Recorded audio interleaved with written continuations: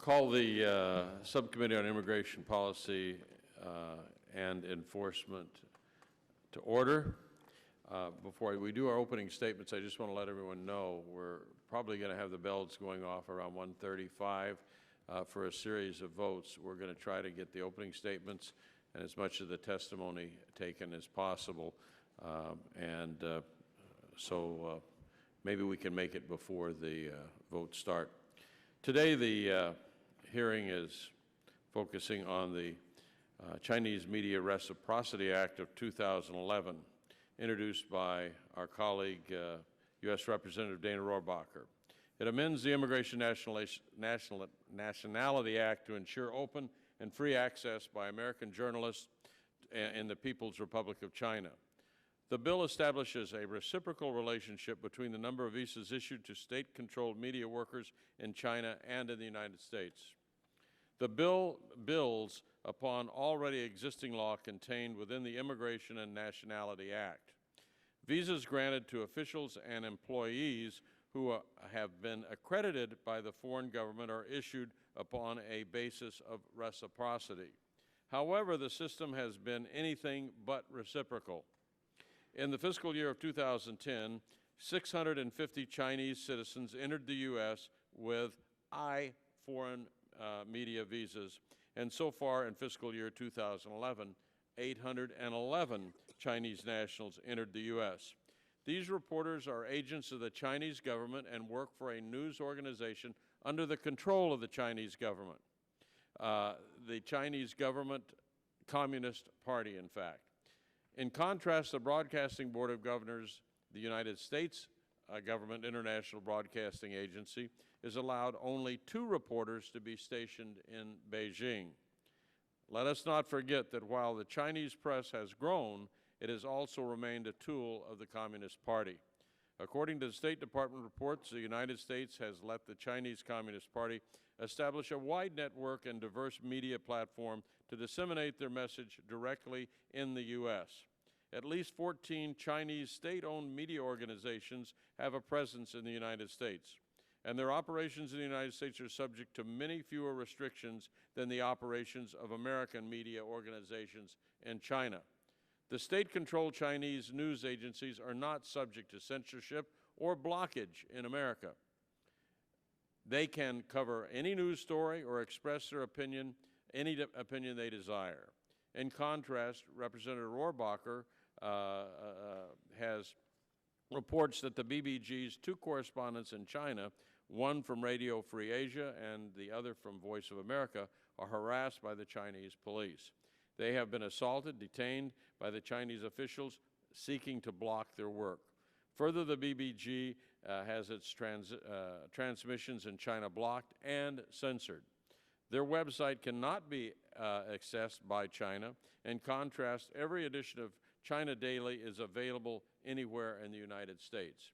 H.R. 2899 will assist in rectifying the disparity in treatment of state-controlled journalists in both China and the United States by amending the Immigration and Nationality Act to the state I-visas so that the state I-visas may only be issued to state-controlled media workers from Communist China on the basis of reciprocity, with visas issued to U.S. citizens who are employed by the Broadcasting Board of Governors and who seek to enter China. At this point, I will yield to my colleague from California, the ranking member, Ms. Lofgren. In the interest of time, I'd ask unanimous consent to put my full statement in the record, and we'll just make a few comments. Clearly, there's no doubt that the Chinese government regularly imposes severe restrictions on freedom of the press. That communist government oppresses its own citizens in many, many ways that we find highly objectionable and wrong. I understand Mr. Rohrabacher's concern about the disparity, and I certainly do not question his motives in proposing this measure. I think I disagree, however, with the approach. I think if we kick out 99% of China's journalists out of this country, I don't think that's going to make the situation better, honestly. I think, to respond to their oppression of the free press with a curtailment of the press strikes me as probably the wrong approach. And I think that will not make China better. It might make us a little worse. And with that, Mr. Chairman, because of the impending votes, I will, again, put the rest of my statement in the record and look forward to hearing this distinguished panel, including our friend and colleague, Mr. Rohrabacher. And without objection, the gentlelady's comments and entire testimony will be made a part of the record of the hearing. We have 4 distinguished panel witnesses today. Each of the witnesses have written statements will be entered into the record in their entirety. I ask that each of you summarize within 5 minutes. As you know, we are on a tight schedule today, but your entire testimony will be made a part of the record of the hearing, and we've provided you lights down there that will help facilitate accomplishing that 5-minute rule. Our first witness is our colleague from California, U.S. Representative Congressman Dana Rohrabacher. He represents California's 46th district and is currently serving his 12th term in the U.S. House of Representatives. He serves as chairman and oversight and investigation subcommittee of the House Committee on Foreign Affairs and serves on the House Committee on Science and Technology. Prior to serving in Congress, the congressman served as special assistant to President Ronald Reagan. He received his master's degree from USC. And with that, welcome, Dana. Thank you very much. Thank you, Chairman Gallegly and Ranking Member Lofgren. I appreciate you calling this hearing on the aggressive nature of the perception management campaign by the Chinese Communist Party as we see it here in the United States of America. The Chinese Communist Party is attempting to diminish the United States as the world's leader. The military arm of the CCP, the People's Liberation Army, has been undergoing a rapid and alarming buildup and modernization, thanks in large part to an unparalleled level of economic espionage, enormous investment by U.S. corporations, and having been granted most favored nations trading status, the Chinese economy has grown at an expansive rate year after year. This transfer of wealth and power has been due to the Chinese Communist Party's successful use of perception management, especially here in the United States. This is how they continue to get away with stealing our trade secrets, manipulating the currency, receiving millions of dollars in foreign aid from the United States. Millions of American jobs have been lost due to their successful efforts. On the other hand, our government has had little influence within China. While we embrace the free exchange of information, in China, the Chinese Communist Party lacks legitimacy and maintains its grip on power by organized violence and through intimidation. The CCP must control information to stay in power, which means their power both inside China and their power outside China. The Communist Party of China is also afraid of the Chinese people learning the truth, that it goes to great, and they're so afraid of the truth that they go to great ends to jam radio broadcasts, censor the internet, deny visas to Voice of America reporters, and interfere with the work of the two Voice of America reporters that they do allow to operate in Beijing. In contrast, the United States has issued hundreds of visas to Chinese journalists. 811 Chinese entered the United States with visas in fiscal year 2011 alone. We allow the CCP to freely distribute their insidious propaganda without interference, including delivering the China Daily right to our doors of this building. The CCP would never permit Voice of America material to be distributed to the offices of their rubber-stamped parliament in Beijing. A year ago, the largest Chinese Communist Party-controlled news organization moved their North American headquarters to Times Square in New York and introduced an English television broadcast service that runs 24 hours a day, Additionally, they placed a 60-foot tall advertisement at the north end of Times Square, which is estimated to rent at, just for that sign alone, $300,000 to $400,000 a month. That means in 1 year, the CCP spends the equivalent of a quarter of the VOA's China budget, but just on one sign. I am also greatly concerned the CCP has over 70 Confucius Institute and Confucius classrooms here in the United States. They put teachers and party-approved content masquerading as innocent cultural material on U.S. campuses. And just, of course, a few weeks ago, a Chinese investor, using an undisclosed sum of Chinese state funds, bought the AMC Entertainment movie theater chain. Due to this, the CCP will now influence the content of U.S. movies as well. So finally, let me just state that the CCP is clearly using disinformation to advance nationalistic and homogenistic ends. America should not concede this valuable ground to the Communist Party, and it is not us trying to accept the idea that we're limiting. Let them, if there's going to be reciprocity, let them increase the number of people on our side that are permitted to come in. So the central argument against this, by saying it would lead to a suppression of information here, actually they would then be making that determination. So we are just simply saying reciprocity, and just as soon have it go up rather than down. So I thank you for calling this hearing, and I hope for a markup as well of H.R. 2899 so that we can have this vote come to the floor and we can alert the American people to how we are getting schnookered by the communist Chinese. Thank you. Time of the gentleman's expired. I thank you for joining us today, Mr. Arbacher. And now we'll move to the second witness, Dr. John Lingzowski. He serves as the founder and president of the Institute of World Politics, an independent graduate school of national security and international affairs here in Washington, D.C. Prior to this, he served in the State Department and the Bureau of European Affairs and as a special advisor to the Undersecretary for Political Affairs. Dr. Lingzowski received his master's degree and PhD from Johns Hopkins University School of Advanced International Studies. Welcome, Doctor.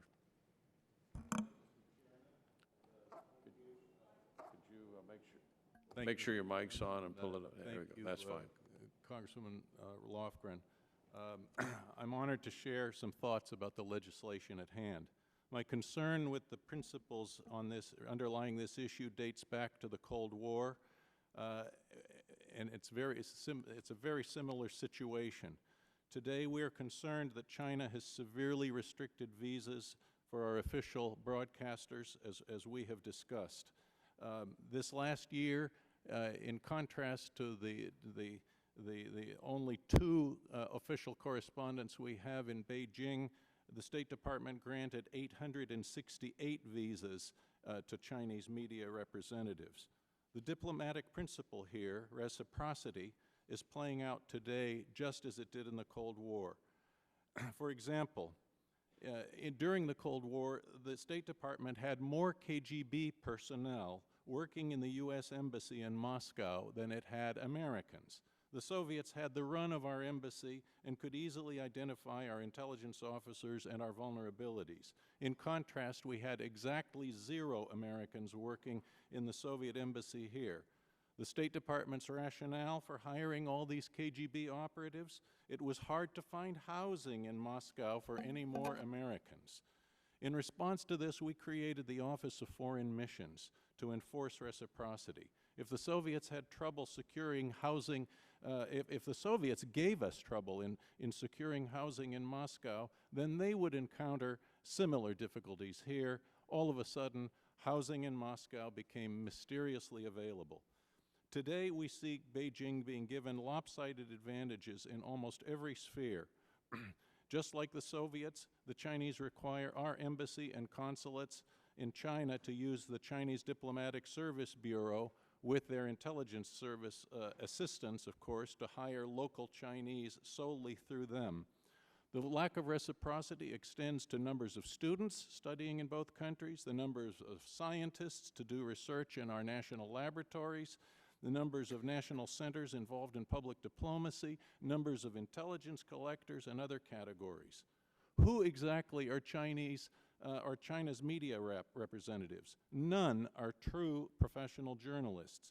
The number who even pretend to be reporters is a tiny percentage. Some are party propagandists. Most are intelligence operatives of the Ministry of State Security, the MSS. Most of those officers under media cover are agents of influence and political counterintelligence officers who work in cooperation with the massive Chinese propaganda presence here. Just part of that presence are the aforementioned 81 Confucius Institutes in American universities that both conduct propaganda and stifle criticism of Chinese policies. In contrast, we have only 5 American centers in China that are not independently operated but come under the control of Chinese university officials. Chinese political counterintelligence officers penetrate and harass American organizations that represent groups that pose a threat to the Chinese Communist Party. Beijing calls these groups the 5 poisons. They include the Uyghurs in Xinjiang province, the Tibetans, the Taiwanese, the Falun Gong, and pro-democracy groups. These agents identify critics of the Beijing regime, attempt to manipulate their perceptions, and discredit their views. Here, Beijing uses the visa weapon. If you write for a publication of any of the 5 poisons, you're likely to be denied a visa to enter China. If your business advertises in one of their publications, you'll be blacklisted and denied business opportunities in China. Unfortunately, our foreign policy systematically ignores such influence operations and their ability to distort our perceptions of reality. Chinese propaganda is designed to create a false conventional wisdom influencing not only our media but our academic community, from which comes our future intelligence analysts, military officers, and policymakers. Here, the Chinese play the visa game. If an American writes about China's military, intelligence, or their Laogai slave labor system, or other sensitive subjects, they are routinely denied visas. Once denied a visa, a scholar can no longer do field work and bolster his credentials by traveling to China. So they censor themselves. And the fruit of this self-censorship is ever greater lack of knowledge or concern about subjects central to U.S. national security policy making. We saw the identical phenomenon in the Cold War. Beijing corrupts us in other ways. It contributes to the campaigns of American politicians. It uses commercial leverage to influence our businesses and even to blackmail our congressional representatives who vote for legislation like this with the threat of the withdrawal of business in their districts. They hire former cabinet members and military officers to stifle any criticism. I can only scratch the surface of this major national security challenge. I only entreat this committee and the Congress at large to take this challenge seriously and enforce greater reciprocity in the use of visas so that Chinese influence operations can be minimized and U.S. national security can be protected. Thank you. Thank you, Dr. Linkowski. And as you know, your testimony, all your written testimony will be part of the record of the hearing. Our next witness is Dr. Nick Zahn.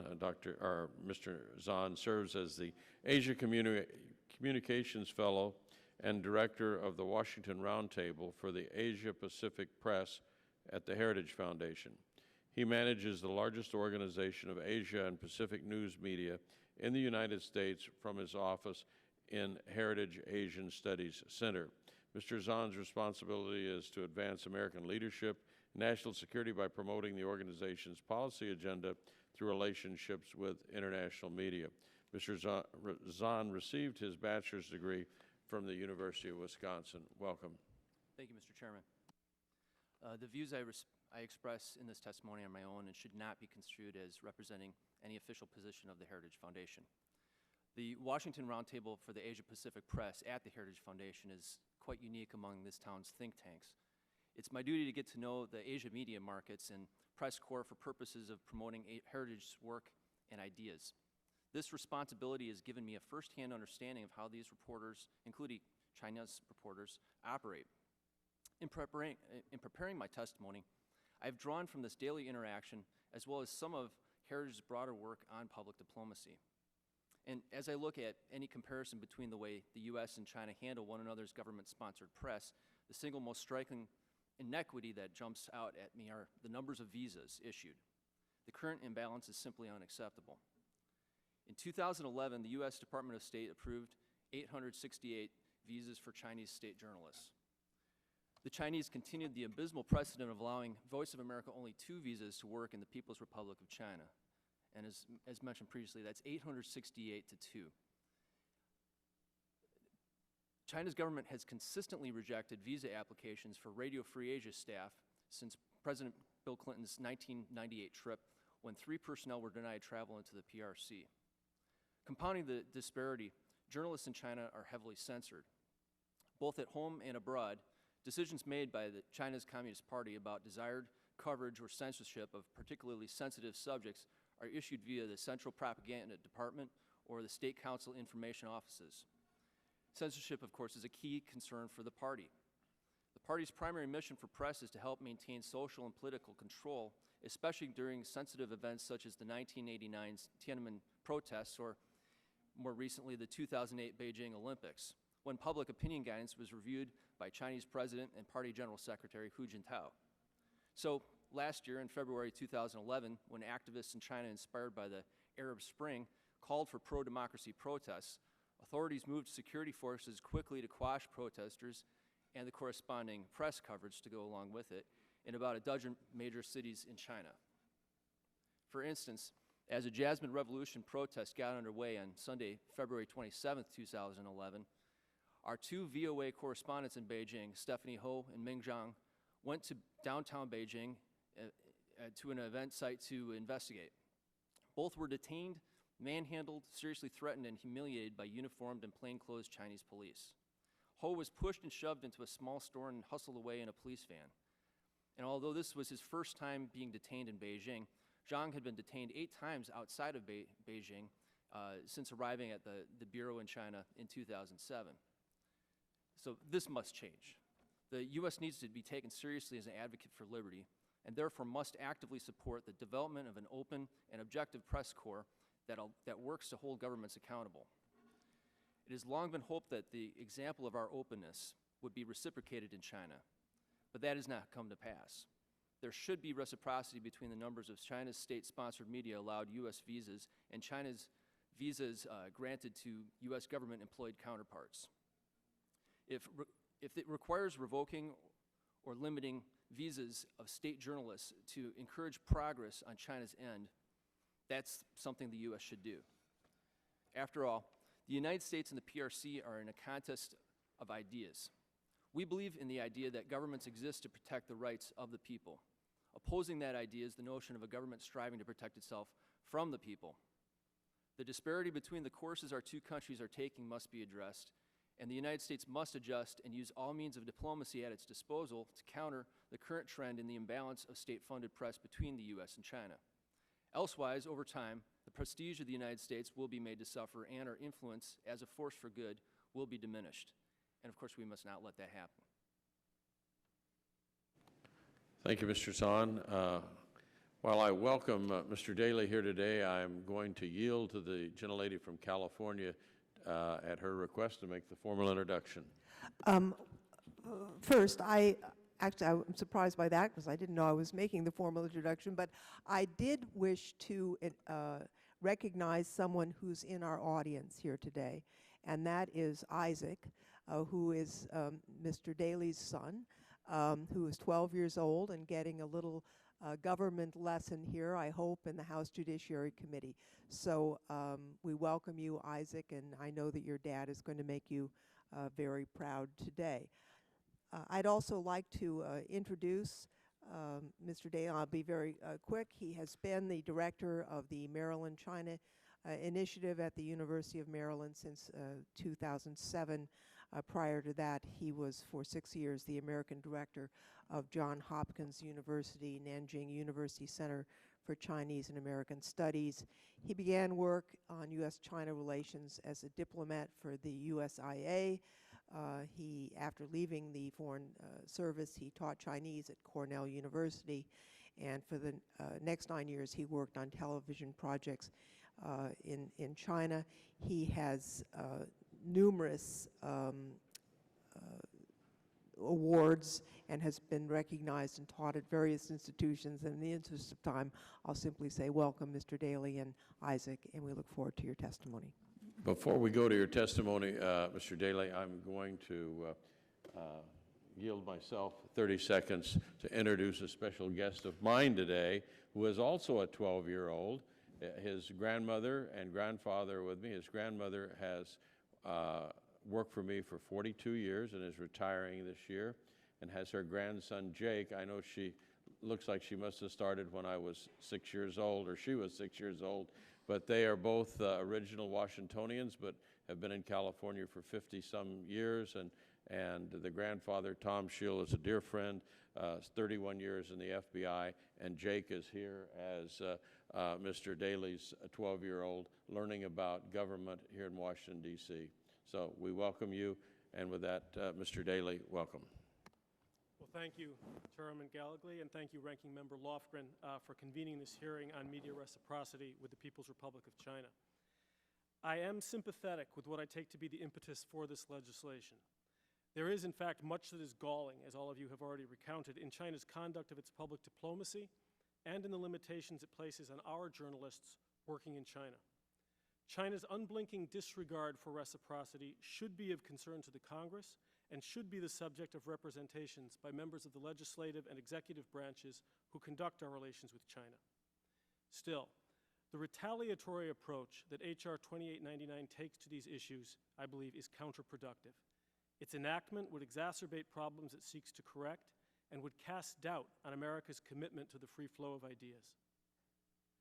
The proposal we are considering today is that the U.S. expel all or all but 2 Chinese journalists within 30 days of the bill's enactment. America expels China's journalists will be the headline in China and around the world if this bill becomes law. This retaliatory approach would cast the United States not as the defender of reciprocity and press freedom, but as fearful, short-sighted, and cynical about values it has long exemplified. The most striking difficulty with the retaliatory approach is that it considers only the activities of Chinese and American journalists employed by their respective states, ignoring the work of the 200 or so Americans employed by commercial media in China. Because the label government journalist can be rightly applied to all Chinese journalists in America, their numbers should be compared to those of all American journalists working in the PRC, and not just to the number dispatched by the Broadcasting Board of Governors. But even comparing the total number of government and commercial journalists in each country misses the point. Our goal need not be numerical parity. What we seek is an international regime in which all countries may send as many journalists as they desire and can afford to other nations, and in which those journalists may report freely. Beijing accredits only 2 BBG journalists, but even if an unlimited number were allowed to work in the PRC, VOA would only wish to send 6 to 10 reporters to China. So it doesn't solve the reciprocity issue. Not only does the proposed legislation ignore the work of American commercial journalists, it ignores the complexity of modern information networks that shape the public perceptions that we're concerned with here today. Americans learn about China from professional journalists stationed there, but also from non-accredited stringers, writers, and travelers, from corporate reports and academic research, from analyses by government agencies, NGOs, think tanks, and multilateral organizations, and from a growing body of material from China itself and from third countries. American and foreign bloggers and websites that cover China round out what is now a dynamic array of information sources whose output already exceeds the assimilating capacity of any one reader or any one government. And while the Communist Party does strive, as you've heard today, to limit the Chinese people's access to information, the Chinese people, in fact, have a wide range of news sources, accurate and inaccurate, censored and uncensored. Tech-savvy Chinese, especially those who can read English, can gain access, although with some difficulty, to the same array of information that we enjoy. So when we consider the full range of international information sources, and very importantly, when we take account of the fact that America, despite being grossly overspent by the Chinese government, America in fact has vastly more influence on Chinese perceptions and culture than the Chinese Communist Party has on American views and tastes, It is not clear to me which problem H.R. 2899 seeks to solve, nor is it clear how expelling China's journalists would advance the cause of press freedom. Expelling China's journalists would provoke a protracted and ugly series of reciprocal expulsions. In the unlikely event that Beijing declined to expel our journalists, its restraint would allow it to seize the moral high ground while portraying the United States as fearful of scrutiny by Chinese media. And we should bear in mind that Chinese journalists are the primary source of information on the United States for most Chinese readers and viewers. Many of their reports, in fact, are comprehensive and fair. This is, in fact, because many of the reports are simply translations from American media, which are republished in Chinese. It is in our interest that the Chinese receive the information that these reporters provide, even though some of it is biased and inaccurate. Many Chinese writers and editors here in America, impressed by their experience in the United States, push for greater scope and objectivity in Chinese reporting. As advocates for greater press freedom in China, they are more effective than American activists and more effective than they could be if they were not allowed to work here. Expelling them would cut off one of our best channels for promoting press freedom in China.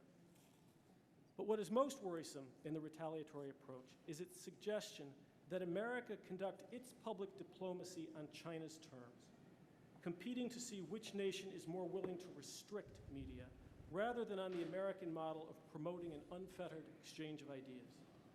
If we trade the American paradigm for the Chinese approach, we abandon the openness that is the key source of our global influence. If we retain our confidence in the American model, then we can continue to inspire the Chinese people to push for greater freedom. That is what our media and our public diplomacy have done successfully, although not to our complete satisfaction, for the past 30 years. Mr. Daley, Mr. Daley, the time is, oh, okay, fine, I appreciate you summarizing. With that, I'd like to open the questioning. We are going to be voting in about less than 10 minutes, so I'm going to try to get at least one question in of each member, and so we won't have to call you all back since there's a series of votes. Mr. Lenkowski, in your testimony, you cite historical examples of how absence of reciprocity between the U.S. and Russia was a national security concern. Do you think that the lack of reciprocity between U.S. and China poses a similar national security concern? And if so, could you give us, in a very summarized way, how you would address that issue? Thank you, sir. I think this is all about national security. That's what this is all about. This is about the problems of perceptions management and the corruption of American accurate perceptions of what is going on in China. There are very few sinologists in the United States compared to the number of Sovietologists during the Cold War. The few that are able to talk about sensitive subjects are extremely limited in number, and one of the problems is that they are even corrupted in other ways in this entire process. For example, there is a major think tank in this town that had a prominent China military analyst, a big donor to that think tank, who had big China business interests, didn't like the accurate and clinical analysis that was coming out of that China military analyst, and arranged to have him fired because he didn't want Americans to become alarmed by China's military buildup, and that might rock the boat in U.S.-China relations and harm his business interests. So the guy was fired, was given hush money, and went on to another think tank where two trustees who were major donors of that think tank threatened to resign and withhold their financial support if that analyst was kept on there. This type of corruption is just unbelievable, and it is going on, and the problem is that the general principle of lack of reciprocity on all of these different matters has a huge effect on self-censorship, as I mentioned, by academics and journalists. And so there's a fundamental perceptions management problem here, which seriously affects our ability as a nation to focus to hear the truth about what China is doing not only in its human rights practices internally, but its aggressive activities abroad, its military buildup, its massive intelligence presence in this country. There are probably tens of thousands of Chinese intelligence operatives in this country because of the style of intelligence collection. And then a large part of this, I don't disagree with Dr. Daly when he talks about the desire of enhancing public diplomacy and representing the free flow of information. My problem here is that most of these people are not real journalists. They are political counterintelligence officers. They are engaged in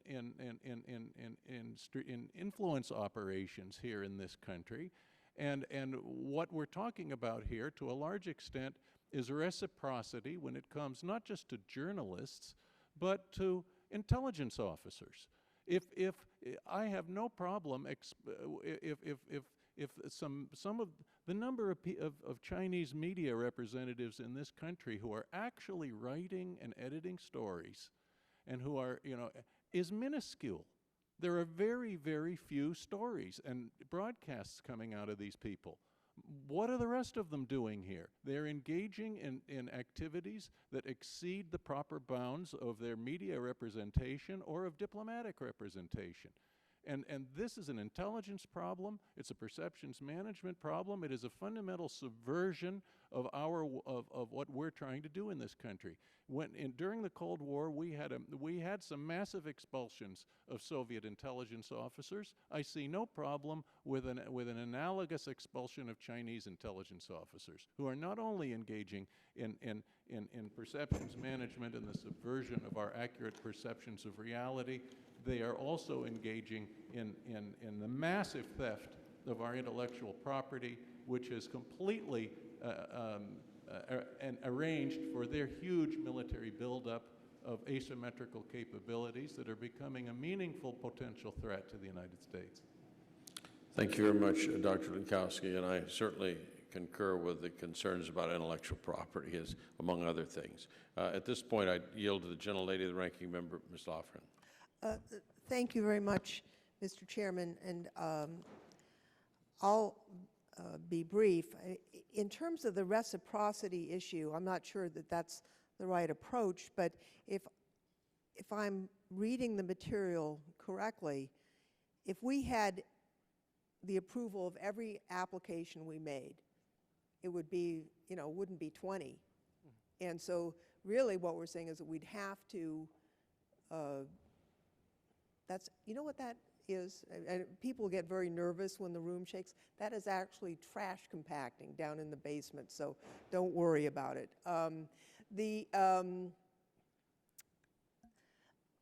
This bill, if it became law, would simply require the revocation of hundreds of visas. And I'm not sure that, Mr. Daley, as you've mentioned, that's the right message that we want to give. I mean, if, as Mr. Lenkowsky has said, there is,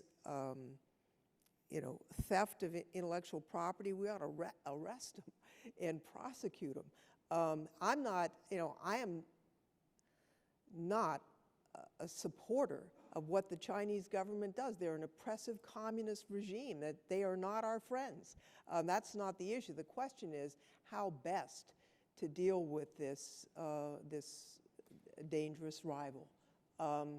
And I guess the question I have for you, Mr. Daley, is if this bill is not the answer, what are your suggestions about positive steps we could take to address legitimate concerns about reciprocity, but also what steps could we take to increase the flow of free information about freedom into China? Well, thank you. First, I think that as anybody who has been to China, has spent some time there, and who knows the media environment will realize, while it remains censored and while it is restricted, it is nevertheless more free all the time, fairly dynamic, and there are a number of American media outlets that have a regular presence in China. Sports Illustrated is in Chinese. The Harvard Business Review is in Chinese. It's freely accessible. More popular magazines like National Geographic, things like Cosmopolitan are available. There are groups in China that translate every single article in every edition of the British Economist into Chinese and make it available. So there is, in fact, a lot of information out there already. Nevertheless, I do think that these are serious issues and that we do need to take some of the steps that have been recommended. Reciprocity should be a prominent issue in our China agenda. The President, members of the Cabinet, members of the Congress who deal with China should regularly raise the issues that have been raised here today. Numbers of journalists, the access that they enjoy in public and private meetings with the Chinese. We should call them out on this regularly, as we do on intellectual property violations and human rights violations. Elevating reciprocity as an issue would also have an advantage of reminding Americans that the China Daily Supplements and the Washington Post and the New York Times and that the CCTV channels are in fact Chinese Communist Party organs. Secondly, if we are concerned, as has been mentioned here today, with prevailing in a public diplomacy competition with China, then we have to train a large number of experts in a range of professions who are fluent in Chinese and knowledgeable about Chinese history and Chinese culture. So I think that Congress does have an opportunity to provide enhanced support for K-12 Chinese language curricula, for 100,000 strong, and for university programs that train the personnel we need. We can also provide enhanced support for VOA's Chinese language broadcasts. Currently, VOA has limited broadcast hours, and there's a chance to enhance that and to also improve the style of VOA. Can I ask you a question in terms of these publications that have been translated into Chinese? One of the concerns that we have about what China does is to try and keep their citizens from accessing information on the internet by blocking and the like. To your knowledge, is this information, has it been blocked by the Chinese government? And do you think that we've helped fund Tor and other mechanisms for people to avoid the censorship through good technology? Do you think that would be a positive step forward? China does block VOA broadcasts. It blocks Facebook, YouTube, Twitter, American commercial media that could have an immediate and profound impact. It blocks these websites because it's American-style press freedom would, in fact, pose an existential threat to the Chinese Communist Party. That's true. But the Chinese are also adept at getting around the Great Firewall. Voice of America programs are posted on the VOA, and they get comments from China, tens of thousands. My time is up. I would just thank the chairman for this hearing and suggest that at some point we might want to actually have a briefing on Tor, because it is something we've helped fund, but it's a way to get around censorship, and it's very exciting. Thank you, Mr. Chairman. Thank the gentleman. I would ask a special request of my good friend from Iowa, Mr. King. Would you expedite your questions, because we have 3 votes and I don't want to come back. How much time is left on the clock, Mr. Chairman? Would you like 3 minutes? I got to ask if, just a point of information, how much time is left on the vote clock on the floor? 15-minute vote. Did they just called it now? Yeah, it just about 2 minutes Yeah, ago. well, I wouldn't absorb any more than 5 minutes, and I think I can get that done. Thank you. I want to thank you, Mr. Chairman, for recognizing me and for this hearing. It's an interesting testimony that's come before this panel. It causes me to think a little bit about the broader implications, and I'm one who's advocated for a level of reciprocity in a number of areas. This reciprocity advocated for the press personnel this is a great big subject, and when you think in terms of 1 million visitors from China each year, which Dr. Lenskowski has testified to, and you think about how many agents can be needles in that haystack, and I think that's a really interesting testimony. Then I look back on some of the other things that we have. Religious workers visa. I actually have a bill that requires reciprocity for religious workers. And it recognizes not necessarily that China is a big problem there, since a 5,000 cap on religious workers, but religious workers can come from Saudi Arabia, but it's very, very difficult, if even possible, to bring a Bible into Saudi Arabia. I think there should be a religious workers reciprocity policy as well. The subject was brought up about the intellectual property theft and the broad effort on the part of the Chinese, piracy of intellectual property. And that is patents, trademarks, and copyrights, alluded to earlier in this testimony or in the response. And the massive effort to steal American intellectual property and incorporate it into the national defense scheme of the Chinese. Then I think also of a bill that passed out of this committee. The chairman of the committee was, the sponsor of the bill was Mr. Chavis of Utah, and it eliminated the per-country cap in certain visa categories, which was the diversity cap, so that we get a representation from multiple countries across the world. I opposed the bill. I was one of maybe the only Republican to oppose the bill, because it looked to me like it could all be Chinese coming in under those visa categories that were changed. So I'm suggesting this as I listen to this testimony that has brought some of this together for me. I support this bill that Mr. Rohrabacher has brought. I support the international viewpoint that he brings to the United States Congress. And I also would ask if there would be consideration, perhaps to roll all these reciprocity things together so that America can have a reasonable opportunity of competing in the world. The bill that deals with intellectual property that I've introduced, what it does is, and I wrote this bill from Beijing after they had toasted our delegation in multiple cities with the same talking points each time, which was, well, we're going to find some people that are stealing intellectual property, and eventually we will bring felony charges against them and lock them up. And I asked, who's locked up and who's been fined, and are they state-owned businesses? So if they pay a fine, it comes out of one pocket into another. That is what happens in China. So I wrote a bill that directed the U.S. Trade Representative to conduct a study to determine the value of the loss of U.S. intellectual property due to Chinese piracy, and directed then to apply a duty on all Chinese imports in an amount equal to recover that loss of value of intellectual property and an administrative fee in order to distribute those funds back to the proper holders of that intellectual property. That's one of those things where then you say, go ahead and steal the intellectual property, but we're going to charge you back for it. So keep stealing, and we'll keep the money and send it to the people that own the copyrights, the patents, and the trademarks. I support the issue with the press. I think the United States should be a lot smarter. We're an open society that allows access to every aspect of our society. Al-Qaeda has taken advantage of that, as have the Chinese, have our enemies continually. It's amazing to me that our founding fathers could have such wisdom and foresight, and we could have such current day blindsight on this issue. So I raise again the issue of the per-country cap. I believe to eliminate that per-country cap in the Chaffetz bill was a mistake. It opens the door to the Chinese, and I'd ask consideration to put all of these reciprocity things together so that America can compete on a level playing field. Then I just turn without a question to, since I'm advised not to ask Representative Rohrabacher a question, but to Dr. Lenskowski, to just import to this committee, if you could, the things that you didn't have an opportunity to say, and then at that point I would yield back to the chairman so we can go vote. Thank you.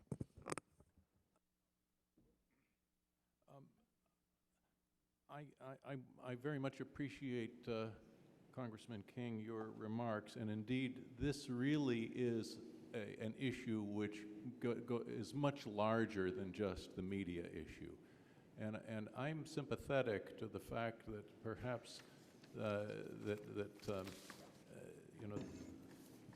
this bill may indeed risk making us look a little bit like, we're afraid of free flow of information and so on and so forth. But the problem here is that our foreign policy authorities have been incredibly imprudent in how they're managing our overall relations with China. This is the central problem. It's just the way it was with the Soviet Union.